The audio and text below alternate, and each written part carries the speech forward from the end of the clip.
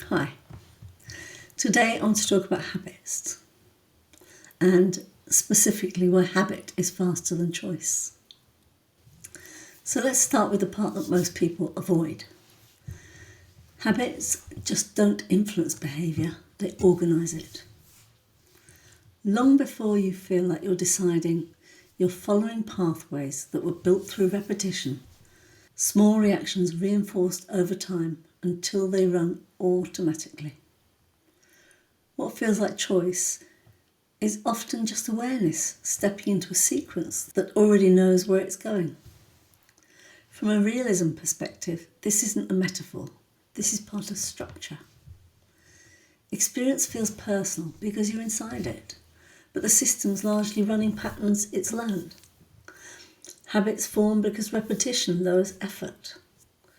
Each time you respond in a particular way, the same way, emotionally, physically, mentally, the brain makes the response easier to activate next time. It knows it. It knows what's coming. It doesn't have to think. It doesn't have to do anything special. This isn't because it's right. It's because it's efficient. Over time, efficiency becomes the default. And the default feels like me. Most people imagine habits as visible behaviours, routines you can point to.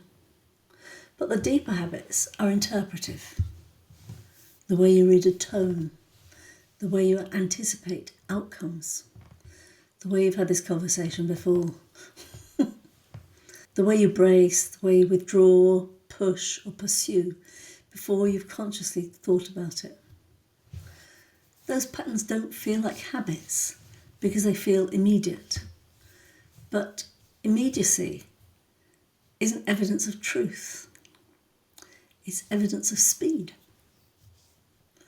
Habits follow triggers, and most triggers are subtle. A slight shift in someone's voice, oh no, I'm in trouble now. A delayed response, oh, what are they thinking? A change in expression, oh, they're frowning. Before you've formed a thought, a familiar emotional trajectory begins to take shape. You don't notice the trigger, you notice that feeling. That feeling.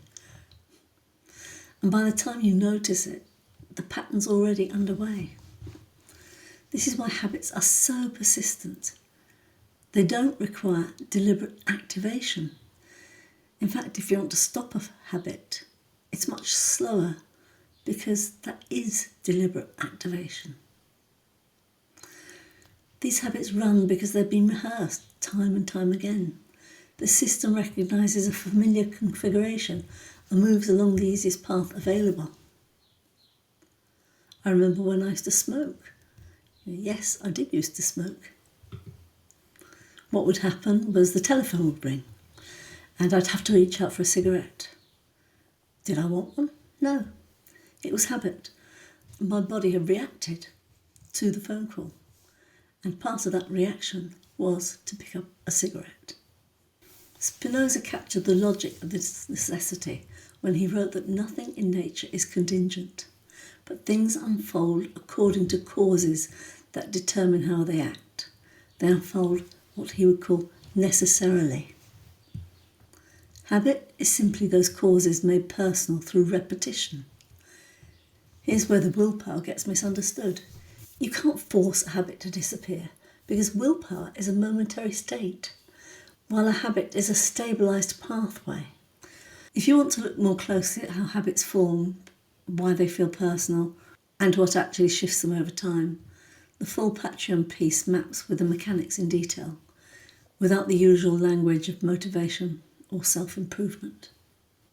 Because once you see how behaviour is organised, you stop treating patterns like mysteries and start seeing them as processes you've been following all along. Thank you.